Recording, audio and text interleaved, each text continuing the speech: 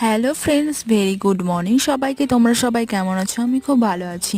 তো আগের ভিডিওতে তোমাদের আমি দেখিয়েছিলাম আমাদের বাড়ির দুজন নতুন সদস্যকে, এবং তাদের নামও দিতে বলেছিলাম। যাই হোক, তোমরা কেউ নাম দাওনি, তো ওদের দুজনের নাম দিয়েছি চিকি অ্যান্ড মিকি। তো আমার এই দুটো নাম কেমন লেগেছে তোমাদের সবার, প্লিজ কমেন্ট করে জানিও।